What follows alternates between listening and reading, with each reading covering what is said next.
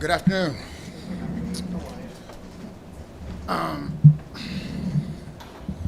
Last couple of days have been pretty difficult as far as cut down day is concerned. It's tough on the players. It's tough on their families. And it's also tough on the coaches in the scouting department. We all understand the business part of it. It's still very fluid as far as the practice squad and our roster as a whole. But at the same time, I told the players privately that I'm very thankful for their professionalism and understanding the business part, and I want to make sure I express it here publicly as well. Those guys they handled the news like true professionals, and I'm very appreciative of it. As a first, that was my first time doing it. But like I said, it was very difficult. Looking forward to putting the rest of the roster together, the practice squad, and then really just looking forward to getting the team ready to go against Cincinnati. This week for us, it's really about just getting the Patriots better, and then next week it'll be about preparing for a game. Jerod, can you give us any information on who you starting quarterback? Yeah, so I know everyone wants to know that. I'm going to talk to the individual players tomorrow. I'm going to have a team meeting tomorrow, and then I'll get it to you guys. So does that assume you made a decision, you just haven't communicated it yet to them?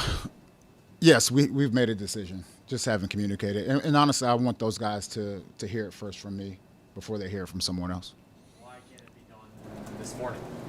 Because I'd rather do it tomorrow. When we get, today, look, this morning was a hectic day. We were still working through the roster and things like that. And, as much as you want to have squad meetings, sometimes the time just doesn't permit that.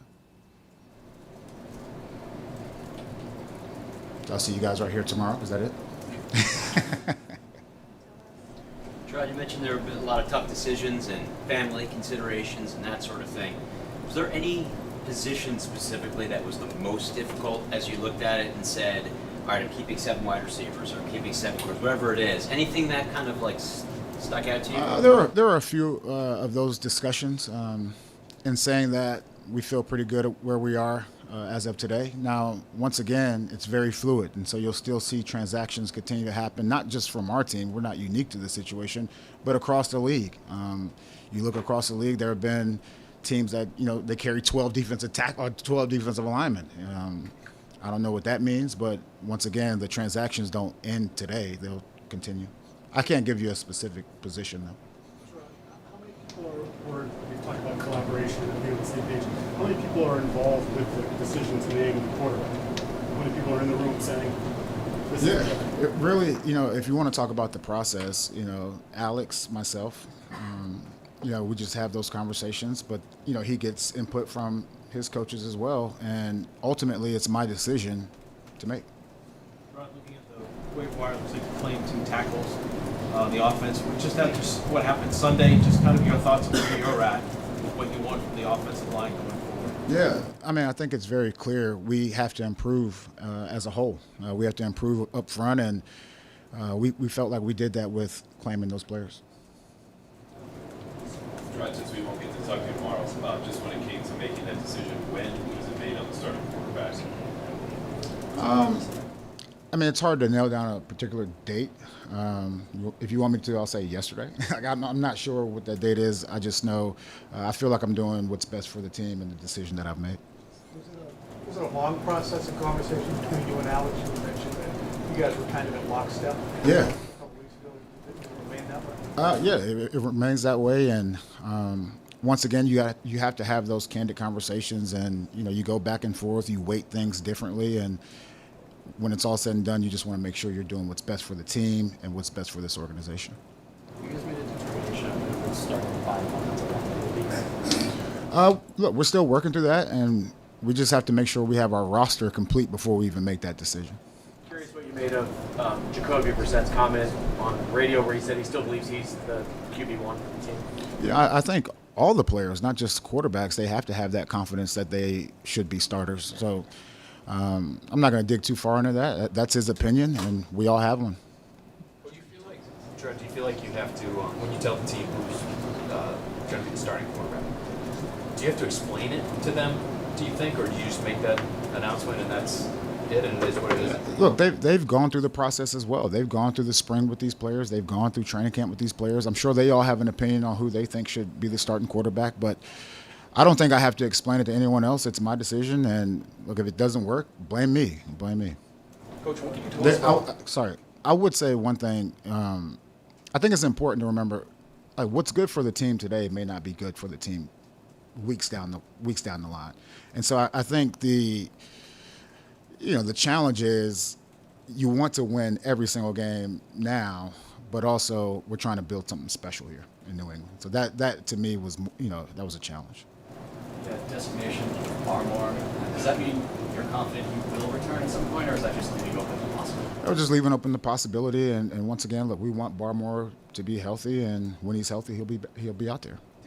Did Sunday's game and the performance of the offensive line and just the offense in general, did that give you second thoughts about where to go with the quarterback position?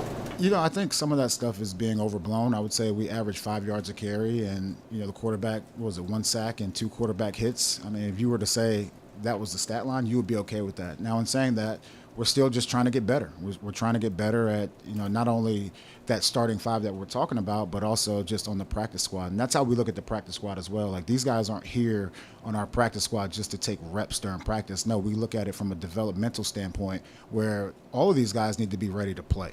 And I think it would be naive for us to say, going to that first game where really no one has played 4 quarters of football, to think that guys won't have to rotate in there at times, no matter what the position would be just not right, in my opinion. Let's get to the left tackle position. We've seen a bunch of guys rotate there. You guys, like you said, look like a great combination. Darian's been in and out of the lineup with some shoots in there the other night. Vidarian right now, he's dealing with a little something. We'll see when he's healthy. We'll see when he gets back out there what that looks like. I think there is clarity as far as week 1, but once again, I know everyone's focused on week 1, but I think you have to look out the front windshield at times. Like, how does this evolve over time? About City on that, the injury we saw from City the other night, does that look like you dodged a significant? That's how it looks. That's how it looks right now.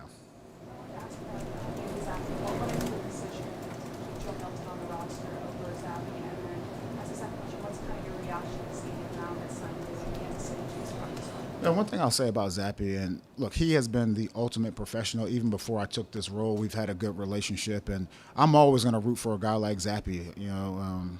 Always had a great attitude, even though things weren't probably ideal for him personally. In saying that, we think that these 3 quarterbacks have a chance to be better than what Zappe displayed. Coach, what can you tell us about the players you ladies first? Ladies first. There you go. All right, perfect. Jerod, you talked a lot about competition at all the positions, competition at quarterback. You talked about players overtaking each other to win a competition. Yep. I guess what I'm asking you is, are there instances where someone might have outplayed another but might not start? I think the important thing for me is the full body of work. And so when I say competition, it's not just one day or one game. It's everything. And like I said earlier, you have to weight. There's different weights to those things that they do particularly well or not well. And so to me, it's the full body of work, the spring, the summer, and all of those things. Coach, what can you tell us about the players you claimed and what you see their roles potentially being on the team? Yeah. We'll see. You watch some of the film. You watch all of these guys, and we were in a very unique situation, being third on the waiver wire, and we felt like we improved our team offensively, defensively, and special teams. When you talk about, you get a linebacker that can fly down the field like that, and you get some offensive linemen that could possibly develop into good players. I mean, we have to take swings at these players, and hopefully, when they get here, they'll fall in line and contribute to our team this year and in the future.